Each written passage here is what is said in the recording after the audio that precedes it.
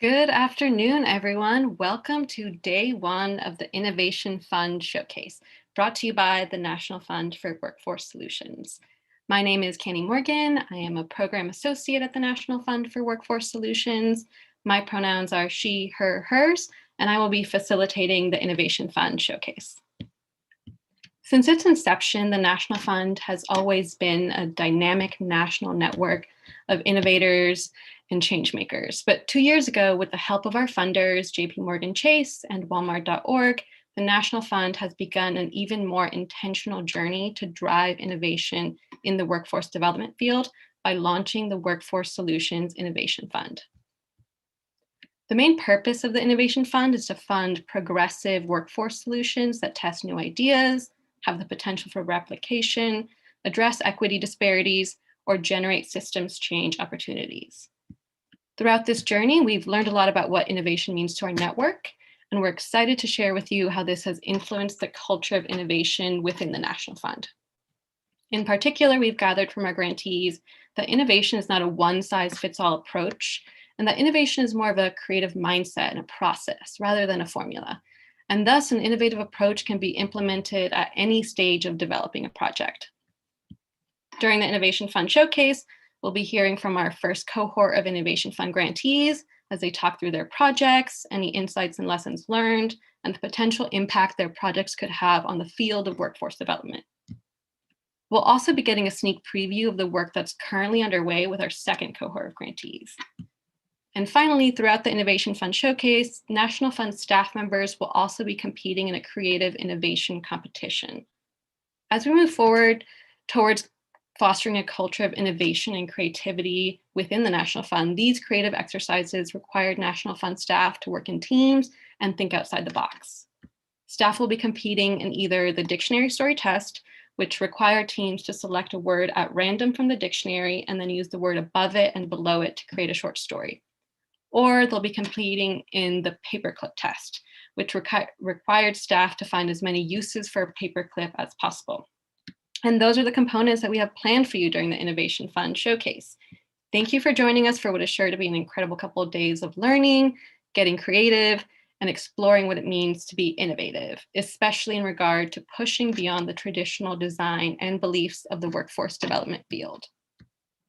I want to kick off the Innovation Showcase by doing a land acknowledgement, because it is not only important to understand the history of the land we're on, but it's also important to recognize the ongoing trauma of colonialism, as well as the privileges that settlers enjoy today because of colonialism.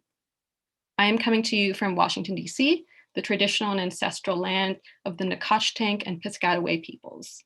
If you're interested in learning whose native land you are on, please use the link in the chat to find out. And now, I will pass it to Janice Urbanek, our Senior Director for Innovation and Strategy at the National Fund, to walk us through what innovation means for us here at the National Fund. Thank you, Candy. Good afternoon, and thanks again for everybody for joining us today. I'm Janice Urbanek, the Senior Director of Innovation and Strategy at the National Fund. As Candy mentioned, we began this even more intentional journey on innovation 2 years ago, and you'll be hearing more about that from our grantees. The reason we say even more intentional is because innovation to some degree has been embedded in the work of the National Fund since our inception. But two years ago, we decided to be much more explicit about the importance of innovation and, most importantly, provide specific and flexible funding to foster innovation. In fact, that flexibility was an innovation in and of itself and was frankly very highly valued by our grantees. One grantee said, "Flexibility is the crux of innovation," and we agree. So today is another step for increasing that intentionality about innovation at the National Fund by expanding and clarifying our definition of innovation.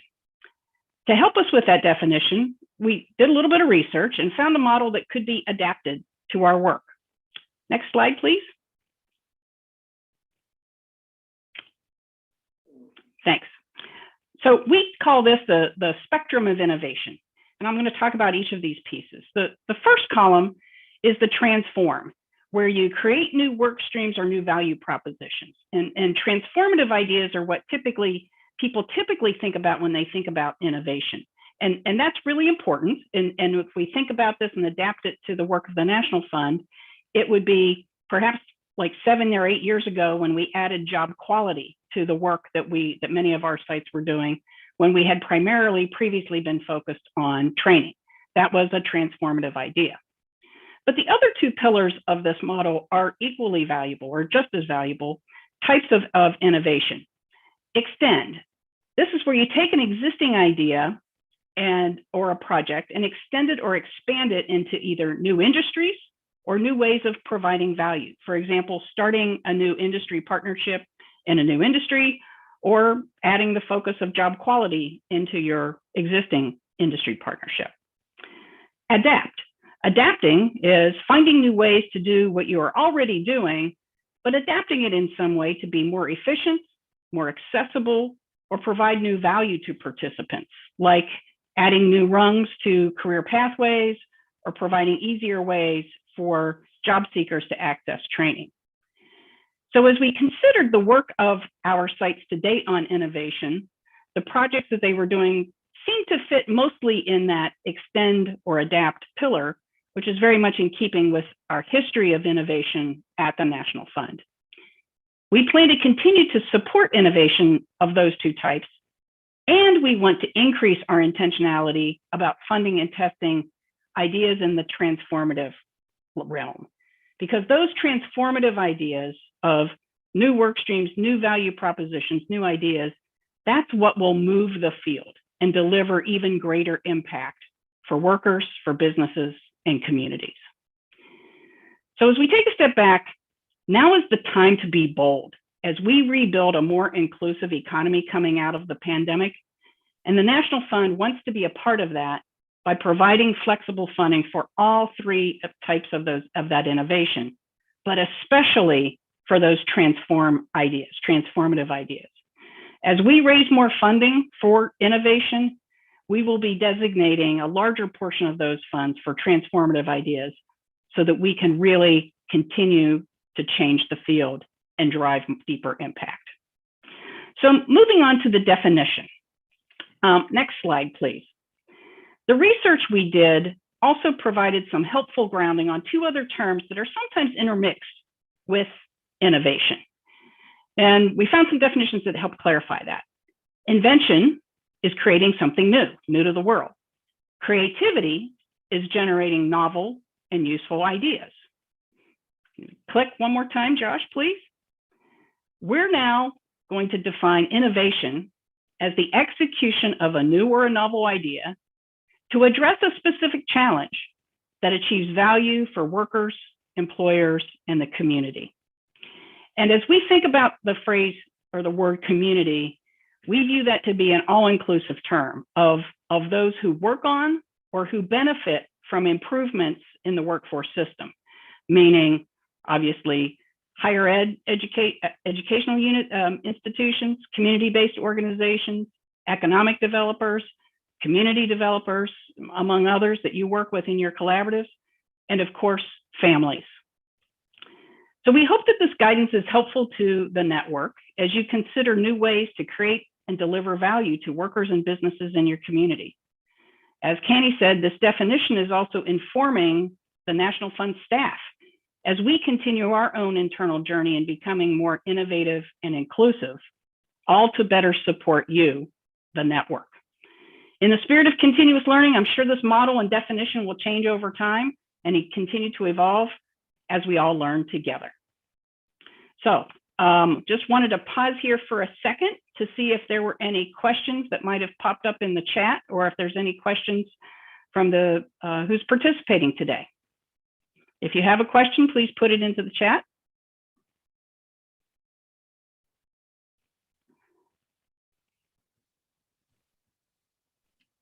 And we'll also be doing a Q&A session at the end of our session today.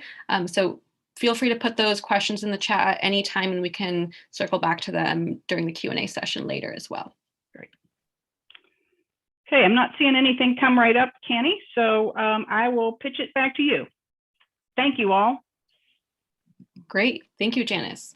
All right, so to get us started, we're going to be hearing from our grantee site in Pittsburgh.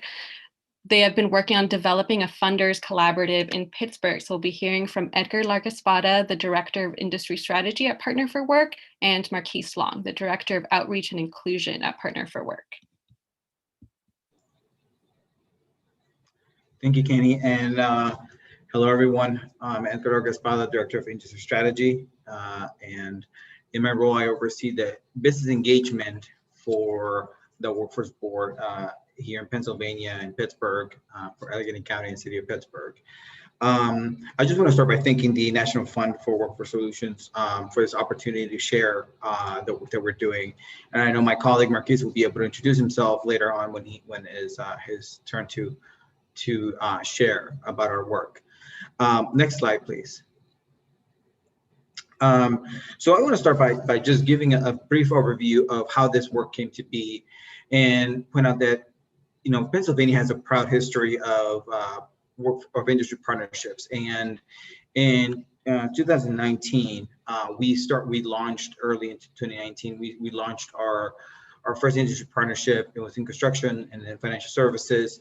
And our goal was to create these industry partnerships across key sectors, including healthcare, technology, and hospitality and retail. But the number of volumes of jobs in our region is, hospitality and retail was a critical industry for us.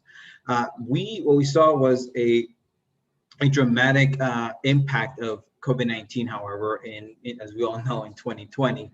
So this sector partnership around retail and hospitality, when it was poised to launch, found itself, decimated by the COVID-19 pandemic, and so we had to hit pause. But then the opportunity came later in the year, thanks to the National Fund, to retake this goal. And what we were seeing when we were getting ready for this is how dramatic the impact had been on the sector, and that our work as a Workforce Board had to go beyond the traditional scope of how a Workforce Board operates. That it would be more than just connecting job seekers to opportunities, making placements, which is in training, which is the traditional approach of a Workforce Board. So in this sense, that we realized that we had to address systemic issues and drive towards a sustained change in the sector that improved the quality of jobs, so that this became more appealing to a large sector of the segment of the population that were on the sidelines of the labor market, and they were trying to come out of this pandemic with looking for a brighter future for themselves and their families. So that is kind of the journey that we went on, and when launching this retail and hospitality sector partnership and focusing on the redesigning jobs for frontline jobs in this sector. For us, we took a hard look about what this meant to us and how we're going to be creative and innovative in this effort. And really, as I mentioned, to the traditional work of a Workforce Board is aligning the supply and demand. And one of the tools that we have at our disposal is training, but training was not going to do it here. We really needed a direct collaboration with businesses in the sector to really take a hard look at the jobs in the sector and how folks can come back to the workforce and really thrive. And that only was not going to benefit workers, but also benefit businesses as they were gearing up to hopefully come out of this pandemic as the economy reopened. So for us, improving job quality is not, typically we want to place workers in quality jobs, but we many times will have the opportunity to work directly with employers to help them improve that job quality in their own jobs. So how is this? Next slide, please. how is this work possible? It is possible because of flexible funding. Again, the work of Workforce Board and our funding is typically tied to our traditional outcomes, which is a credential attainment, which relates to training and job placement. But when it comes to systems change, that is not something that we typically see is connected to our traditional wheel of funding for workforce dollars. It is, however, something that can happen through a sector partnership, and that's why we using this sector partnership as a vehicle to drive this change. So blending this flexible funding with our traditional workforce dollars creates that opportunity to be able to address both the immediate need of our employers and also the higher goal of improving job quality. Next slide, please. So in doing this, the challenges that we're facing were definitely exacerbated by the pandemic. And I would like to highlight the fact that many of the businesses we've been talking to find themselves in survival mode. So the bandwidth that they have to think outside the box, to get creative, to see beyond what's really in front of them, which is how we need to fill all these jobs. It's a tough challenge, and it can be tough in a regular world without a pandemic, but it was just incredibly more difficult. However, at the same time, the social awareness that's been mounting, kind of, and the pressure that's been mounting to acknowledge these issues when it comes to job quality, to racial and social justice, really opened the opportunity to have these conversations and try to figure out how do we are both supportive but hold them accountable. And that is, I think, the biggest challenge has been that walking that delicate balance between holding our industry partners accountable, but also supporting them to continue to move the work forward. Adding one last piece, which is helping them see and change their mental model so that they can see job quality improvements in job quality as a definite competitive advantage in this tight labor market. They improve their jobs versus their competition. That means more people want to come work for them versus the other competitors. And so in this incentivizing to drive change was one of the strategies that we've been implementing. And with that, I will hand it over to my colleague, Marquise Long, to take us the rest of the way. Thank you. Thank you, Edgar. So I'm actually going to start off by saying I appreciate the fact that the National Fund is already thinking about what innovation is. By taking a look at what innovating or transforming, extend, and then adapting, I think we all know as a workforce board, we are typically one way, and we've done it the same way for years, and that's just how we operate. But I think by having the opportunity to rethink how we work as workforce boards will actually help change the structure of our current country. Next slide, please. So what are we learning through this process? I think, as Edgar had alluded to, systematic change is a long road. We do not believe that if we do something today, that it will be changed tomorrow. I think where we are as a workforce board, where we are as a country, we understand that change is important. And if we don't start to think about how we can change the industries that we work with, then we are not doing the job that we're supposed to be doing as a workforce board. I will say this, I think my organization at Partner for Work, we have already started looking at this change. And I say that because we hired a director of outreach and inclusion to focus on diversity, equity, and inclusion efforts, across the workforce board from an internal and an external perspective. These are things that workforce boards were not doing in the past, but I think we are looking at now. How do we not allow best to become the enemy of better? I think when we do something, we get on a path of this is working. Let's just continue to stay down this path. Nothing needs to change because we are doing great. We are doing the best we can for right now. But I think when you start to look at innovation, you start to go back to that transform, adapt, but then extend. Like, how do you make it better? How do you create something for retail and hospitality that can then be transferred into another industry? I think that's something that we are really trying to do as we move this work forward. And then at the end of the day, I think we always talk a lot about bottom line. How much money am I making? How much money are you helping me save? How are you helping me retain my employees? I think we have to understand that the bottom line, or the money, the cost, is not the only thing that helps a business thrive. What helps a business thrive is, one, your employees being happy, your employees' morale being up, your employees feeling like they are wanted within that space. Because when they feel that way, then we can actually truly make significant efforts in the work that we're trying to do, not just as a workforce board, but as an industry overall. Next slide, please.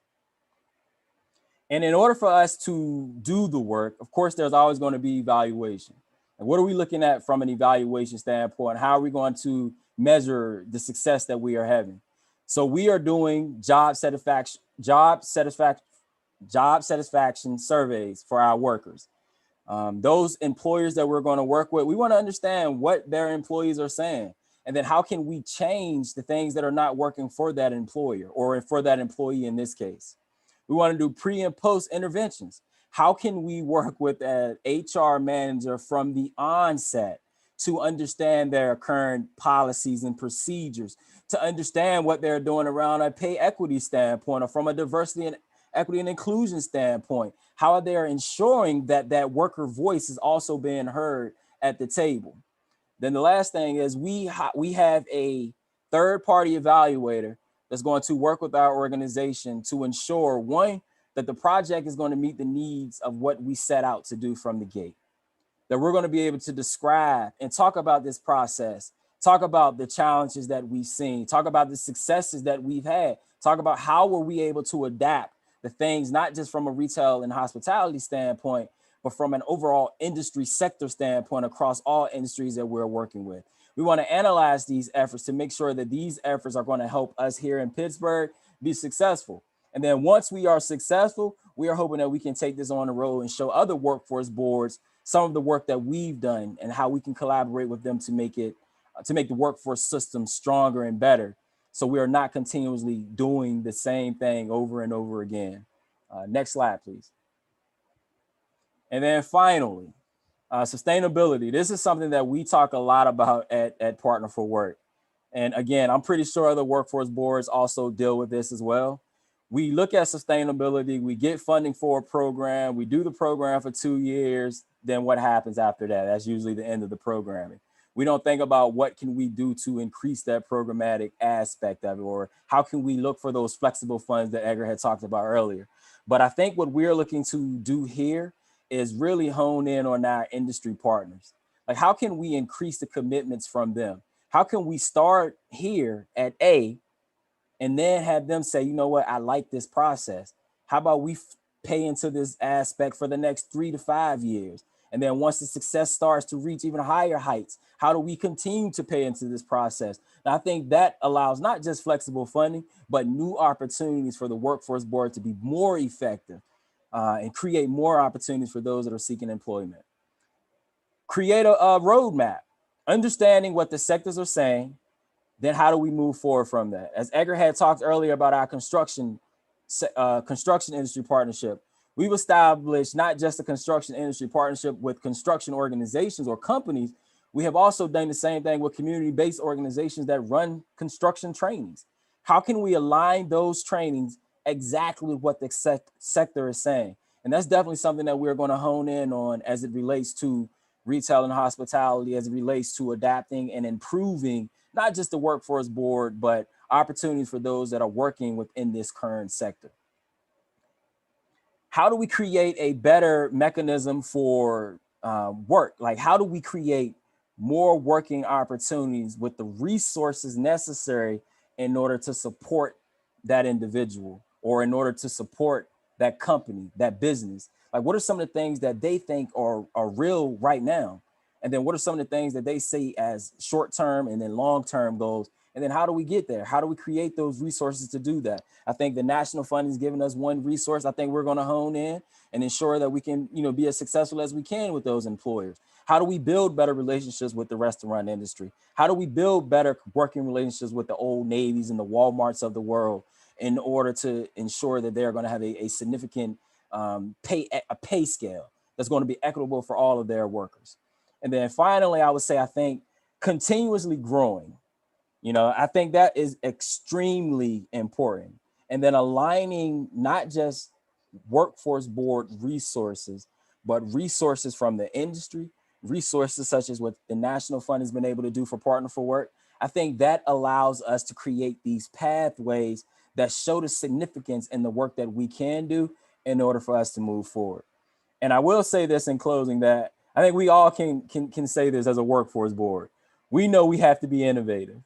We are all governed by a Workforce Innovation Opportunity Act. And sometimes that I or that innovation gets lost.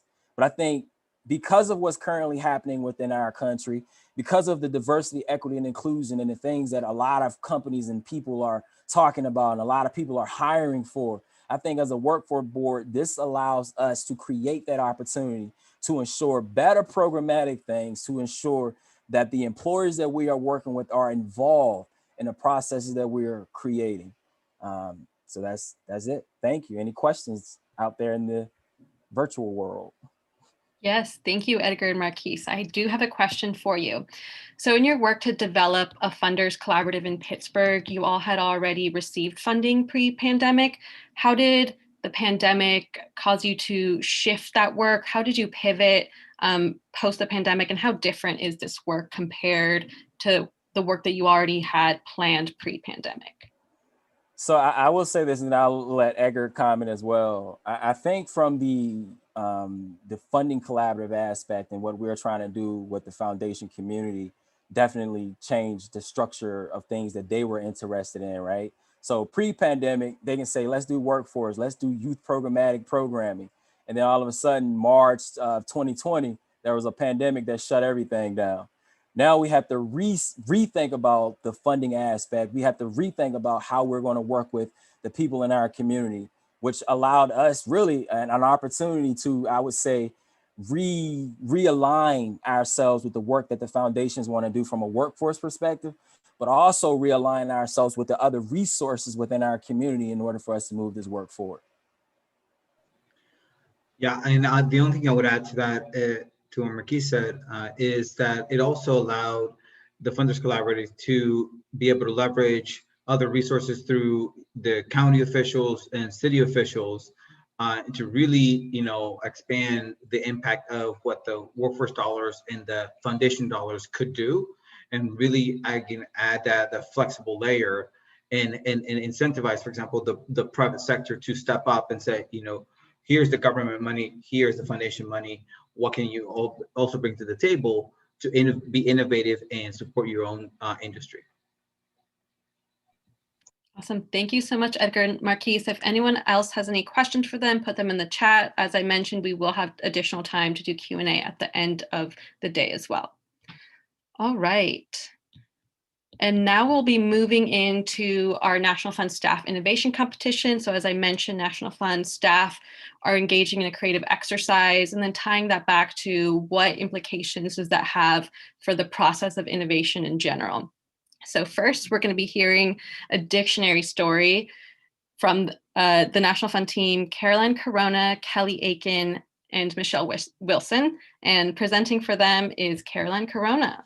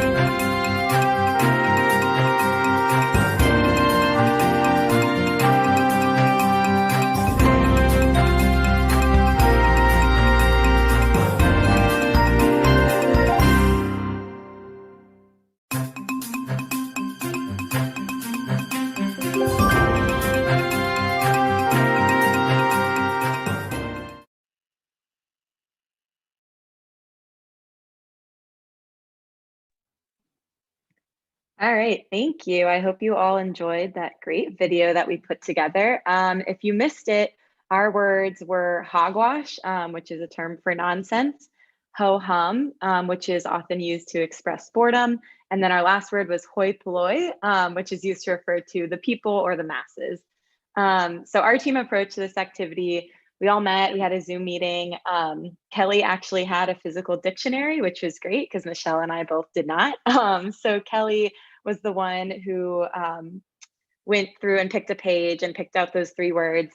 Then we spent some time brainstorming. We tracked everything on a Google Doc, all of our different ideas. I think it was Michelle that had kind of come up with this idea for an infomercial, and we really liked that. So we kind of contributed different parts. Michelle suggested using this platform called Powtoon to make our presentation so that it would stand out. She had been wanting to try that for a really long time. So she put that together, which was great. And then she sent it to us for some feedback. And then we all kind of mutually agreed that I would answer the questions at the end of the presentation. Some of the challenges that we faced initially were that our words were a little weird, especially hoi polloi. If you have heard that before, you're better than the rest of us because we had never heard that in our lives. And so that was kind of interesting to work out how to use that in a sentence and how to fit it into the story. But it actually ended up working pretty well. Another challenge was just using this new piece of technology, Powtoon. Michelle did a great job creating it, but then I was sort of responsible for working with Josh to upload it, and I faced some challenges there in navigating this new platform that I never used before. So that was interesting as well. And then the insights about the process of innovation that came up, that everyone has totally different ideas. It's important for everyone's to be heard, even if it's some sort of off the wall crazy idea. Sometimes that's the one you end up going with and the one that ends up working best. And then also I think just the importance of bringing in new tools and processes for the innovation process. So again, I had never used this Powtoon thing before. And so I think it was really cool and made this project even more innovative to bring in a whole new tool and a whole new platform, which made the project easier. And I think, and I hope it made it stand out as well. So thank you. Thank you, team Caroline, Kelly, and Michelle. And up next, doing the paperclip test, the team was myself, Andrea Kipper, and Tom Strong. And presenting for our team is Andrea Kipper.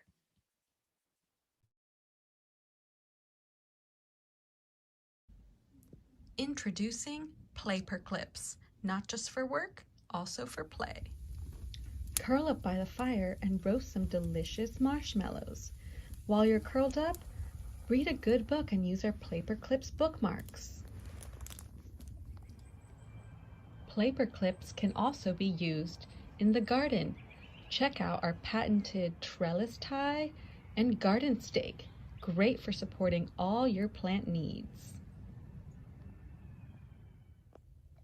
Paperclips also support all your design and accessory needs around the house, like holding up any accessories or wind chimes, or serving as garden labels.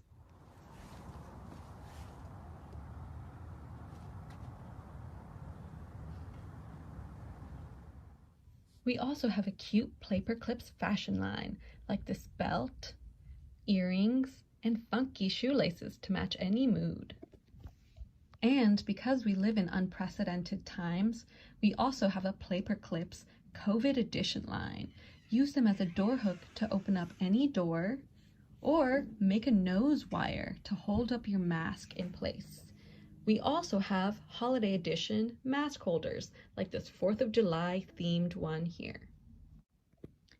You can also use paperclips as a chip clip to keep all your snacks fresh and closed. You can also use paperclips to feed your cute dog some yummy treats.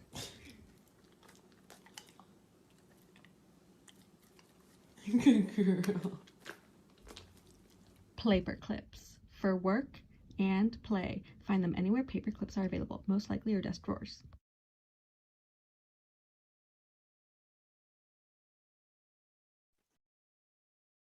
Hey everybody.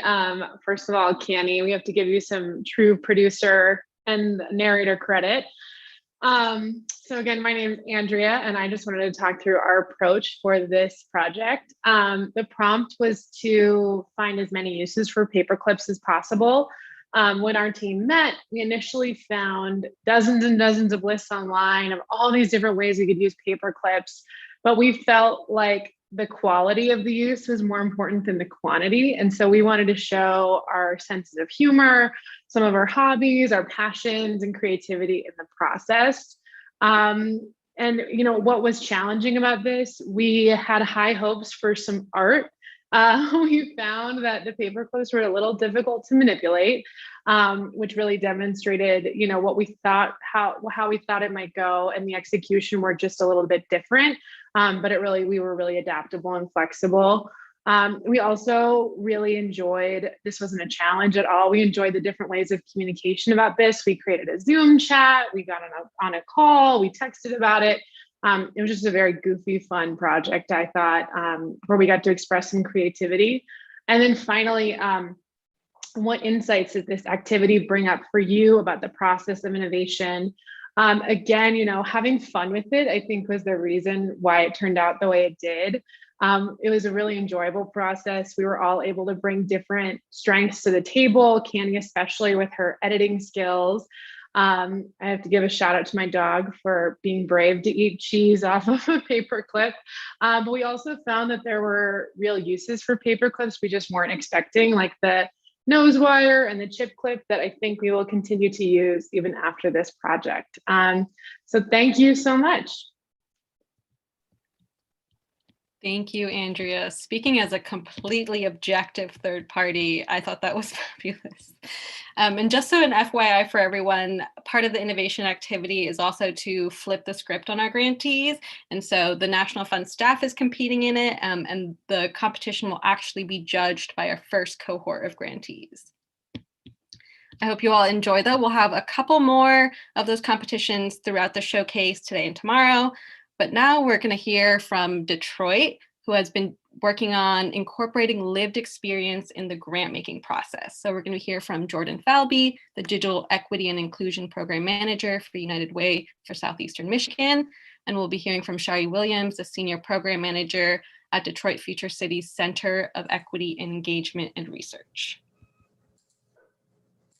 Thank you, Kenny. Hi, I am Jordan Falby with United Way, and I'm joined by my colleague from Detroit Future City, Shari Williams, who will jump on in just a moment. I want to start with a land acknowledgement. Thank you, National Fund partners, for reminding me about this. Here in the Detroit area, the indigenous population, well, there are many, but primarily we like to acknowledge the Anishinaabe people whose land we are on currently. And thank you again to our partners at the National Fund for Workforce Solutions for all of your support through this project and for giving us an opportunity to present here today.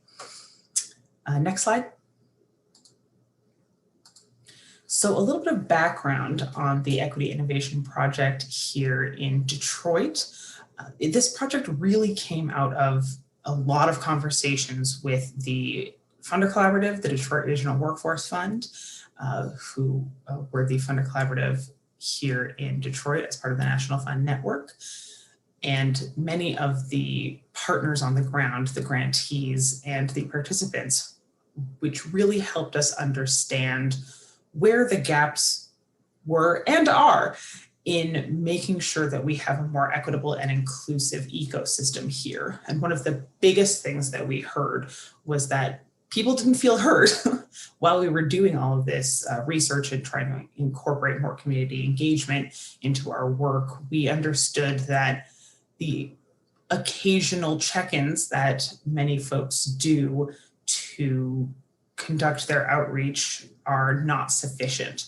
So our goal with this project was to really shed light on the ways that we can integrate lived experience into all levels of decision making when you are pursuing grant making, and really help organizations see the value in doing that and understand how they can incorporate that throughout their process at every phase of their grant making. And our hope is that by doing so, they will be able to help kind of bridge that gap between the folks who are typically receiving services and the organizations who are providing them, to reduce that power imbalance between the ecosystem. Next slide, please. And I'll let Shari Williams introduce herself and take it away from here. Thank you so much, Jordan. So yes, again, I'm Shari Williams, and I'm a senior program manager at Detroit Future City. And I worked with Jordan on the Detroit Future City side to develop an equity blueprint, which we call or titled Centering Community Voice. In our efforts to shed light on ways to integrate lived experience into every level of decision-making and help organizations become more equitable and inclusive, we engage 4 groups of stakeholders, which informed the development of our blueprint.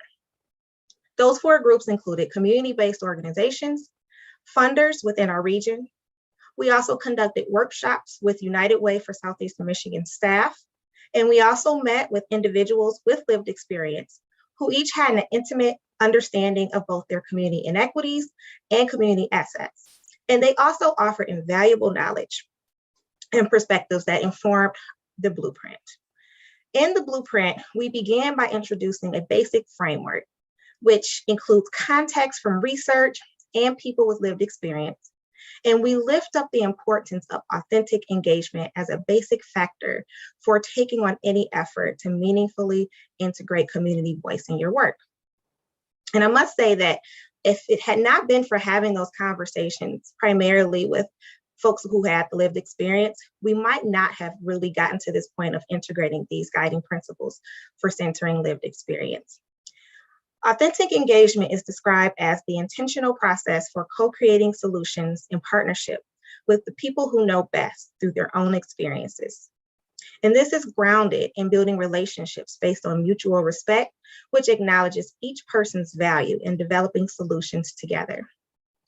Authentically engaging people with lived experience embraces those individuals' expertise, it respects their power, it gives them credit for their input, and it's supportive. So we added these 5 principles in our blueprint as a guide in your effort to incorporate lived experience in your processes. But we also lift up how important it is to not only instill these principles in your practices, but to also be a champion for authentic engagement activities, which will include when you're evaluating community-based organizations' approaches to engaging the community as well. Next slide, please. So in the blueprint, we also introduced this level of engagement matrix. And this, a lot of folks probably have seen something similar to this. And the reason we thought it was very important to include this level of engagement matrix, because we see it as a guide that can support you in being able to identify and articulate how you've engaged folks in the past, and also helps you aim for higher levels of engagement throughout your processes. This matrix, it also lifts up the reality that many practices that are taking place in many organizations are currently excluding certain populations from decision-making and creating barriers to participation that they're seeking to serve through their philanthropy. Next slide, please. For most funders, grant-making processes and practices vary across departments and programs. And that is why lived experience should be incorporated into both organizational values and operations, as well as within the grant-making process itself. Doing this helps to ensure that despite tight grant parameters, community voice is central and integrated. Here we have the roadmap to centering community voice, which identifies 4 areas in which funders can better instill lived experience in their processes. We have operations during the pre-grant stage, the granting stage, or during the post-grant stage. At the operations level, we see this as an opportunity to shift internal practices and strengthen commitment to incorporating lived experience among board members and staff. At the pre-grant stage, the funder is setting priorities, determining equity metrics, and preparing their grant opportunity.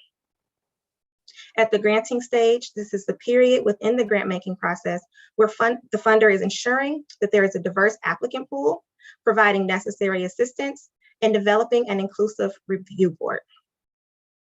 And at the post-grant stage, this is the period within our grant making process where funders are incorporating qualitative feedback and assessing the impact of their grants to inform the next grant cycle. This roadmap identifies indicators and considerations for each area and identifies tools to help the users strengthen their internal practices. Next slide, please. Thanks for that, Shari. As part of that roadmap, we created a series of assessments and templates for your action plan based on how you create your own goals for your organization. So the first step is to complete the assessment and really understand where your organization is currently. So with each step of that roadmap, there is a matching assessment, and then those assessments help provide guidance towards which tools might be most useful as you're developing your action plan and deciding what steps you need to take. For example, if you were looking at indicator number 2, funding priorities are aligned with the priorities of the community agencies or individuals with lived experience, you might be at a 1 currently. Your organization says, we have some involvement with the community when we're setting our funding priorities, but we would like to be more fully integrated. So when you go over to what tools can help us get there, we have suggested several tools that will you can bake into your action plan to help you get from a 1 to a 3 on that assessment score. One of those suggested tools is the Who is at Your Table tool, which is actually one of the tools that we have showcased within the toolkit. So you would plug that into the action steps on the kind of goal template there. And so your goal might be to really understand who needs to be at the table for your funding priorities to be more fully aligned with the needs of the community, and you would fill out that Who is at Your Table tool to really understand what those gaps are, who is missing from that conversation around determining your funding priorities. And you would be able to go through all of the indicators and really get a baseline assessment and then be able to revisit this tool throughout your process so that you are able to see what progress you're making. If you go to the next slide. So here's an example of one of the tools that you'll find in the toolkit. We have 4 tools that are part of the kind of showcase part of the toolkit, and then a whole host of additional resources that are also referenced throughout the guiding materials through the roadmap and through the assessments and action plans. So we have tool number 1 here is really designed to help you be more inclusive through the development of your grant opportunities as a funder. So questions such as, how are the perspectives of community members with lived experience included in program design and delivery really allow you as a funder to get a better idea of where the organizations that you are funding are currently at. So that could help you decide if there is a gap that you need to help fill with your community partners to really help them do more of that inclusion in the design of the programs that they are requesting funding for. Or this could be an opportunity to really identify which organizations have some really great best practices that you can help disperse throughout the funding, the ecosystem that you are operating in. So these questions allow you to really identify what you can do more of as a funder. And also these are questions that you can apply to your own work as well to really understand, are you doing sufficient outreach to your community to make sure that you are incorporating lived experience into the design of the RFPs that you are putting out. Next slide, please. So this is the Who is at Your Table tool that I referenced a couple slides ago during the action plan. So this tool really allows you to dive into who is part of the decision-making process at your organization and who is missing. So this tool can be used in a variety of different circumstances. This can be used during the development of a grant that you might be putting out to make sure that as you are creating that material, creating that request for proposals, that you have people who have experience with the issue that you're looking to solve, that have a demographic relationship with the population that you're looking to reach, that have some direct engagement experience with that community, and that are geographically related to that community. Of course, you might not need all levels with each one of these categories, but this tool allows you to get as close to that target population as you can to really make sure that you have lived experience in the room as you are making the decision, whatever the decision could be, because this could be applied well beyond the grant making sphere. This can be applied to board cultivation. This can be applied to hiring at your organization. This could be applied to volunteer projects, like really any work that you're doing. One of the core questions that this equity blueprint asks is who is involved and how can we get more people involved? How can we get more community voice involved in whatever it is that you're doing? Next slide, please.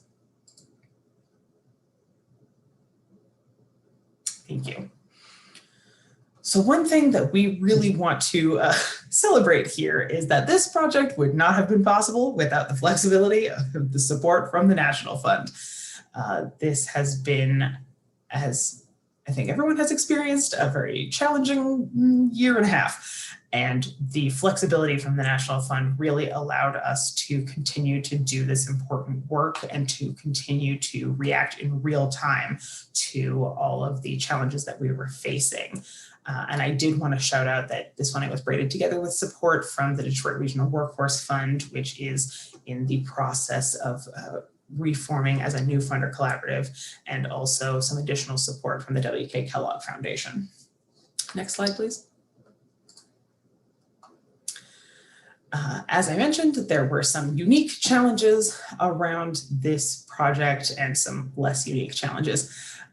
The primary one was that the Detroit Funder Collaborative did decide to take a step back and reform in response, in no small part due to the pandemic.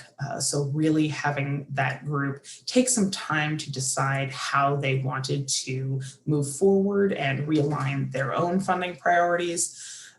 Which led us to broaden the scope of our project a little bit from being originally very, very tight around workforce development. And as we continue to have conversations with those funders and with many of our community partners, we understood that the equity issues around lived experience and community voice really apply to every sector. So we did broaden the scope of our project to make it more applicable to funders who are working in many different environments. And of course, the challenges of this project were exacerbated by the pandemic in that primarily we had planned to do a lot of community engagement on the ground with the folks with lived experience, with the end users of a lot of the programming that our funder community supports. And we had a lot of challenges in undertaking that community engagement. We were able to, still host several focus groups, have conversations with individuals, but we weren't able to do the kind of mass community engagement that we had originally planned. And that was in no small part due to the digital divide experienced by many Detroiters, which is now a big part of my work moving forward, is addressing that digital divide. Next slide, please.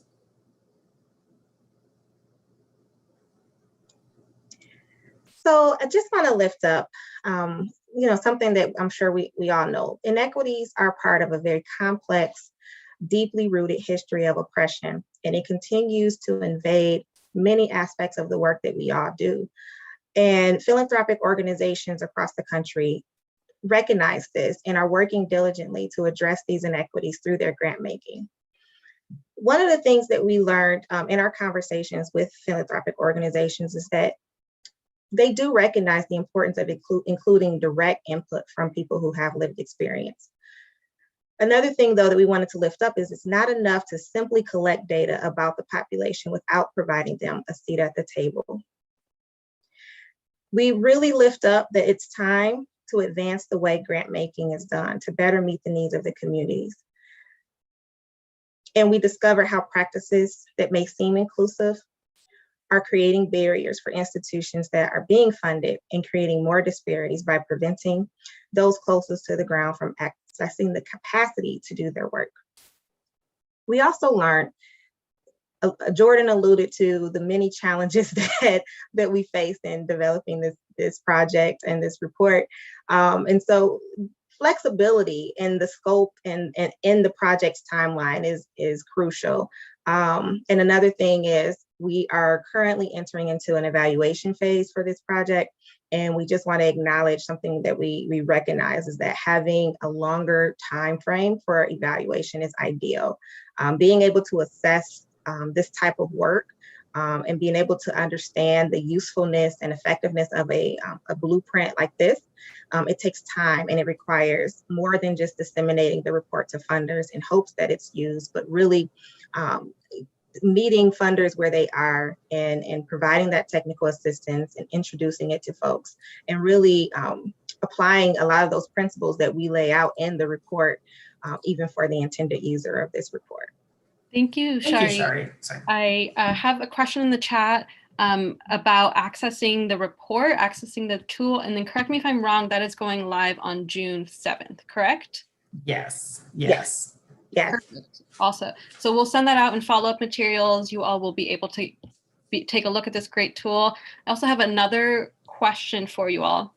So as we think about impacts for the field, what does it look like to really go beyond engaging workers by asking for worker feedback? And what does it look like to truly integrate worker voice into the work continuously?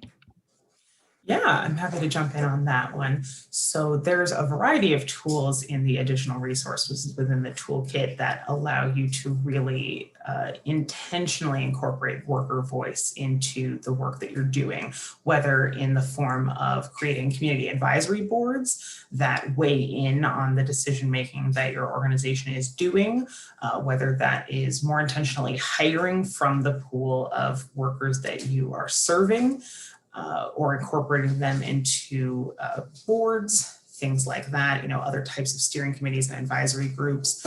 There's a whole host of tools to help your organization to create more long-term strategies for incorporating worker voice. Great. Thank you so much, Jordan and Shari. Yeah.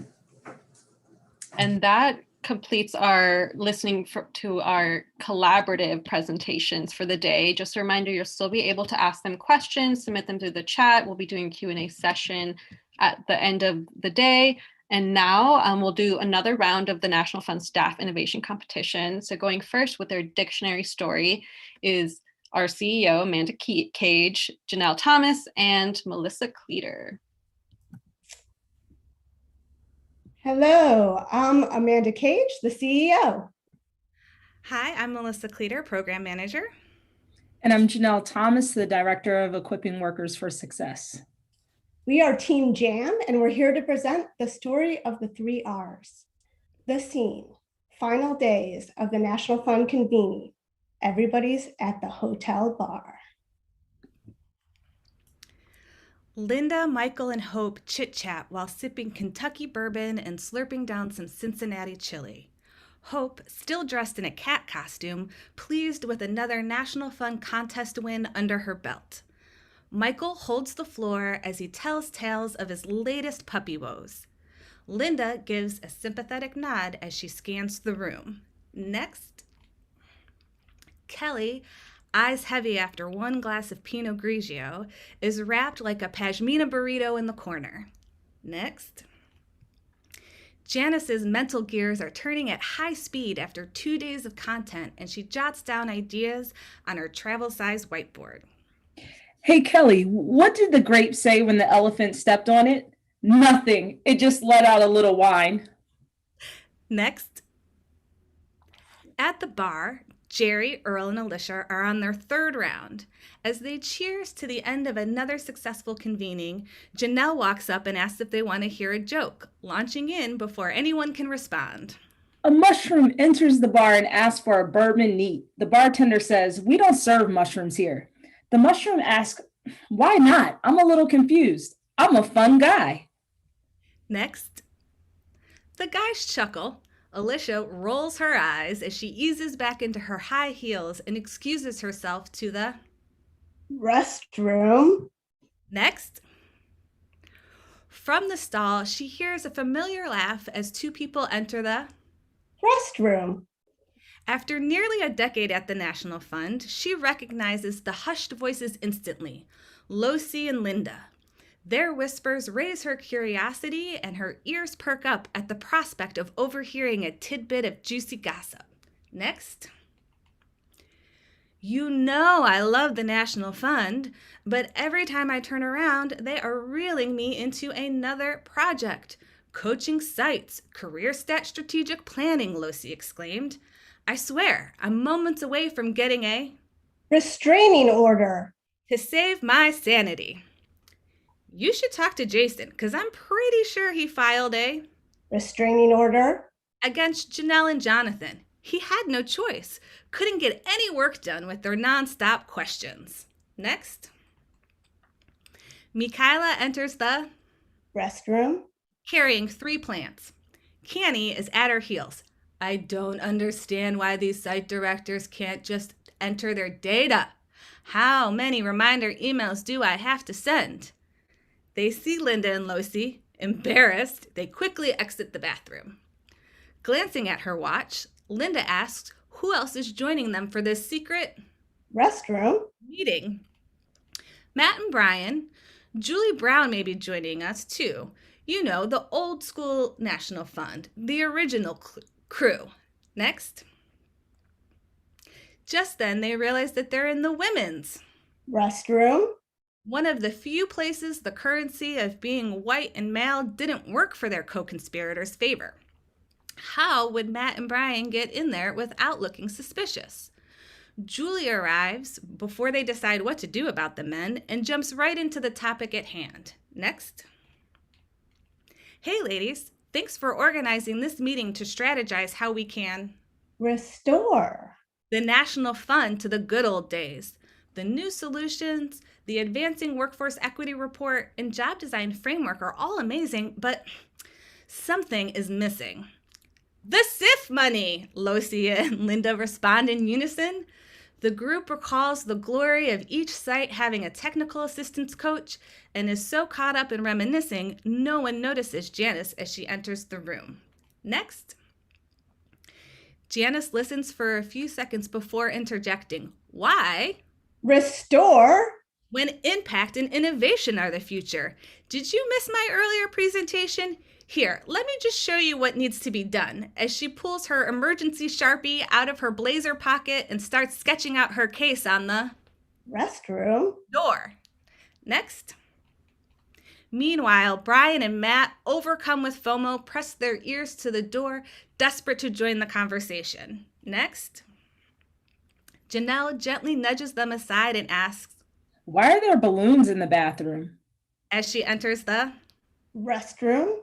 "Oh, that's right. It's a birthday party," she answers to herself. Alicia, unable to hold her tongue any longer, opens the door. Look, I get it. I've been here since the beginning. The flowing SIF funds were great, but they're not coming back.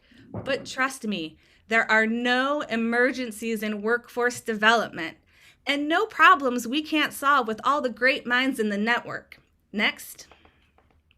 The old school National Fund crew mulls it over, not fully convinced, but intrigued by Janice's latest pitch and excited by the prospect of, next, executing a new and novel idea to address a specific challenge that achieves value for workers, employers, and community. Next. After some minimal debate, Losi sighs, fine, if we're gonna focus on innovation, you know who we need? Emily, Marquise, Jordan, and Bob. Word on the street is they are geniuses when it comes to innovation. Let's go see if they're still around. With that, everyone leaves the restroom and heads back to the bar. The end. Okay, and then we can do one more next. All right, everyone. So thanks for bearing with us through our story and our insights. You know, what approach did we take to this activity? We had a lot of teamwork. We came together and generated some ideas about what the structure of the story might look like, who we might want to include. You may have recognized all the names in there are people from our network that we tried to integrate as best that we could. We had a lot of open-mindedness. We came up with some ideas and we really let them go when they couldn't quite fit in, and we moved on and tried something new. So we were innovating within innovation to just kind of keep it moving. When it came to challenges, the time constraints were tough, right? We had to do this in a short period of time, and also for us scheduling and coming together and really kind of working. So I think, this was our on the fly. If we had had more time, we may have had more, but we really enjoyed what we put together. And then what did we learn about this? Well, one, don't let the perfect get in the way of the good. There's still a lot of good stuff to be done. And when you focus on perfection, you can lose some of that big picture. And then chemistry of the team is important. We were rock stars, right? We really got along together. We had a lot of synergy in terms of buzzwords. And so I think when you are innovating, it is important to look around the room and take into account what that chemistry is, what the dynamics, who the players are, and think about that as you're trying to innovate. And I will see if either of my teammates have anything to add to that. It was fun, and innovation should be fun. Thank you, Team Jam. That was hilarious. I was like cackling back here in all honesty. All right, so moving on to our last National Fund Innovation competition of the day with the paperclip. It is Team Jonathan Osei, Brian Lindsley, and Lisa Chensvold. And presenting for the team is Jonathan Osei. Hello, everybody. We're Team LBJ, and we'd love to present to you about the paperclip opportunity. So in our challenge, we decided that the paperclip, it has a lot of uses. Perhaps the most useful for us as workforce practitioners is to think about its ingenious simplicity and design. Next slide. So we asked the question, what can a paperclip teach us about good design and workforce development? And how can these design principles be applied to the work that we do? In the next slide, we use Dieter Rams, a famous designer, created 10 elements of good design and 10 principles specifically. And he's known for his less but better philosophy, but these 10 right here are some of the ones that we sort of look through. You see innovative, so useful, aesthetic, understandable, unobtrusive, honest, long-lasting, thorough, environmentally friendly, and efficient. And we really hone in on 3 of these. In the next slide, we hone in on innovative, aesthetic, and efficient. And these 3 design principles are well exemplified by many of our collaboratives. But one example that we will showcase specifically today is the Paradox Prize competition created by the Fund for Economic Future in Northeast Ohio. So as you see that aesthetic piece, that no car, no job, it's a beautiful website and public facing communication. And it really just gets down to the issue with transportation. And then innovative, obviously this is innovation, but it uses the Shark Tank style competition to simultaneously award grants and education stakeholders and the public about transportation needs and solutions. So the dual ability of educating folks and also getting money to these solutions. And the third, efficient. So this design piece element, this principle, it really it didn't design any solutions on its own, And by doing less design by themselves, it was able to open up for new and more innovative ideas to come in from the community. And that really gets down to like the principles that are very important when we think of the paperclip. So in the next slide, I want to get a little bit meta here and say, our innovative application of paperclip is to use it as a symbol of good design. Good design can and should be applied to an infinite number of workforce-only activities. The paperclip is a perfect example of that. And in our next slide, okay. So, so what was our team approach to this activity? So our team approach was like immediately from the get-go was to get meta about it. We just knew there was just a host of different ways to utilize the paperclip, and we really couldn't encapsulate all the uses in this short time frame. But we knew that the paperclip was a great model for innovation. Anything particularly challenging about this activity? I think it was challenging, honestly, to like be innovative. Like we didn't want to be simply another group who showed off the uses of the paperclip, but we wanted to like show its bigger sort of meta meaning. And then I guess the insights that we got from the process, like I think the biggest insight is like that having a good model for design can really help to fuel great innovation. Thank you so much, Jonathan. I love how you tied that into the work that our collaboratives are doing. Love it. Doesn't beat our commercial though, or will it? We don't know. Yeah, or will it? Okay. LBJ stands for LeBron James. He's the GOAT, and we're winning it. Thank you. All right. Thank you to all of our presenters today, all of our National Fund staff members participating in the innovation competition. And now I want to open it up to questions for any of our presenters, questions for Janice about the definition of innovation at the National Fund. Any general questions? I have a question for our collaboratives, our grantees. From your perspective, what needs to be true for an innovative culture or an innovative idea to thrive? I can start.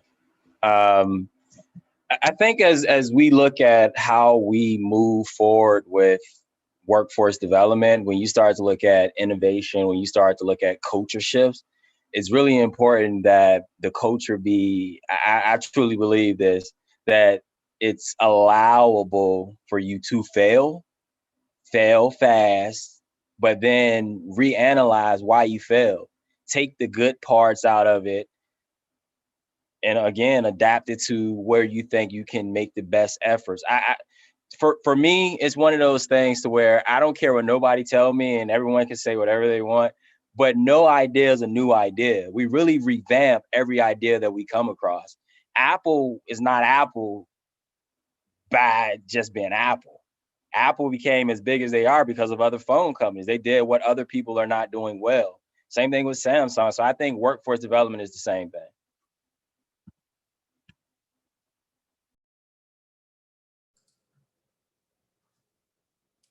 I'll jump in. I definitely agree.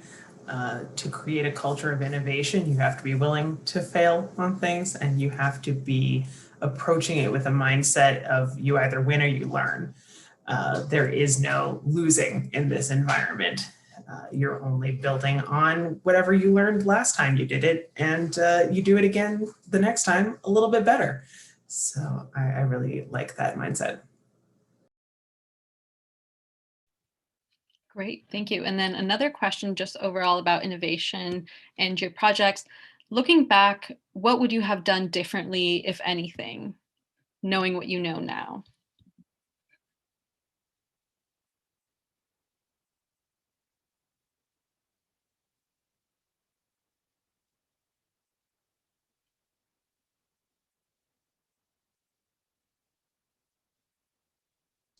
Should I start again?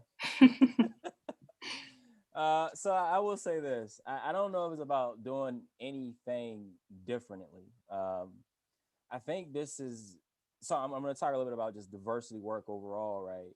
Diversity work is not new. Equity work is not new. Inclusion work is not new. It seems as if the conversation has now really folded across the country. And now we're looking at it as if it's new, but it's not.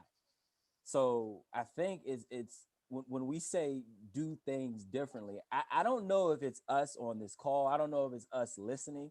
I think it's more about what the employers really want to put into this aspect, what the employers really want to put in this process, what governmental officials want to put into this process. So if I had to say there's anything that I would do differently, I think it would be more about including them, meaning employers, including them, meaning governmental officials, working better with the state to allow us to be more innovative. You know, I think when you have circumstances and great partners like the National Fund, and then you get into some of the states, you say, oh my gosh, you guys can't do anything. And it's not because they don't want us to, it's because they're afraid to take the chance. And I think now we're in a good space to where we should be able to take the chance.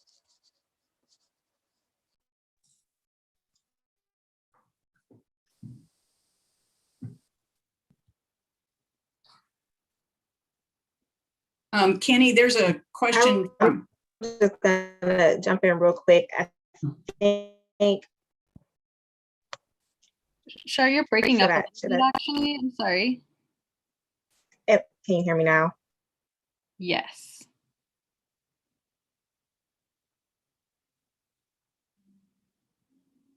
Not anymore. Maybe if you turn off the video. All right, while we're getting that together, we have a question here for Janice from Bob Johnson from our collaborative in West Alabama.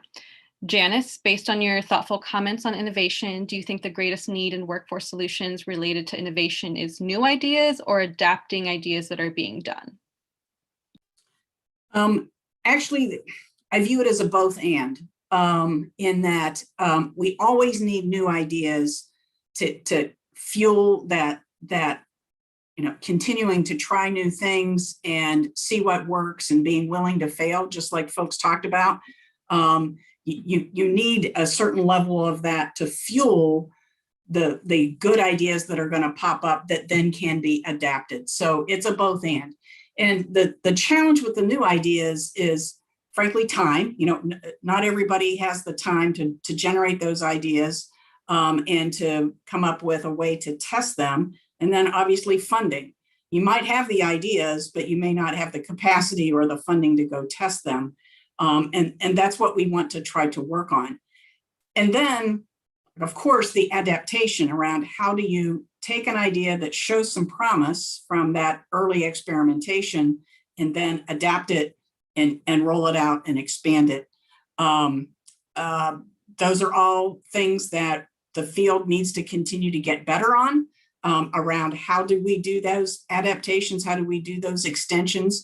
How do we do it more efficiently? And how do we do it with the funding that is available? And then obviously, whatever we can do to provide more funding to allow to basically fuel that engine is what is needed. So we need the ideas, we need the capacity, we need the funding, wherever it fits on that spectrum. So I view it as a both and. Thank you, Janice. And just piggybacking off your comments about funding, I have a question for you, Marquise. So in your presentation, you talked about refocusing and repivoting towards REI, racial equity and inclusion. How did that flexible funding really allow that flexibility to refocus on racial equity and inclusion? That's a tough question.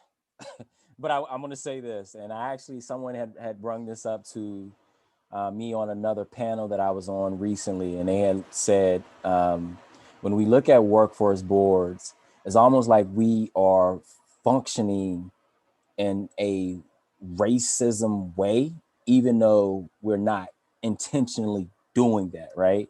I think by having flexible funds, it allows us to be more creative. And I always say that I think it also allows us, when we are doing things extremely well because of flexible funding, it gives us the opportunity to go to our state and say, look, this is what we were able to do because we were able to get A, B, and C. Now, how can we work with you all so you can start to incorporate some of this across our state? I think that allows us to continue, to push the work around racial equity and inclusion. So that's really what we are trying to do. And as I said earlier, I know my workforce board is really serious about the work because they hired me to do the work, the Director of Outreach and Inclusion. Again, for our organization, is the first of any kind.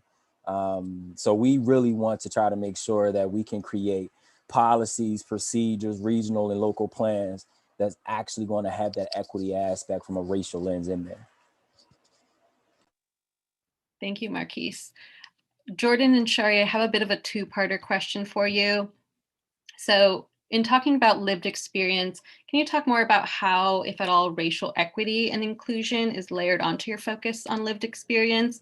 And then the second part to that is, how can funders identify the specific type of lived experience they need to inform their work? So such as like lived experience around race, lived experience around education access, lived experience around geography, et cetera. I can try to jump in first. I'm gonna try. Let's try. Just from the perspective of developing the blueprint, though, we really grounded the context, the baseline of the blueprint was grounded in data and lifting up the number of jobs here in Michigan. We have approximately 1.8 million jobs here in Michigan. And in our region, that number is continuing to grow. One thing that we know is that many of the jobs in Michigan are paying less than $20 an hour. And if you look at folks that don't have a 4-year degree, it's almost double, or should I say half of that of a person with a degree, right? And when we also look at households that are living below the ALICE population, or the ALICE threshold, excuse me, we see here in Michigan, nearly 40% of the state is living below that threshold, in which more than half in almost every case are Hispanic, Black, or single-headed households.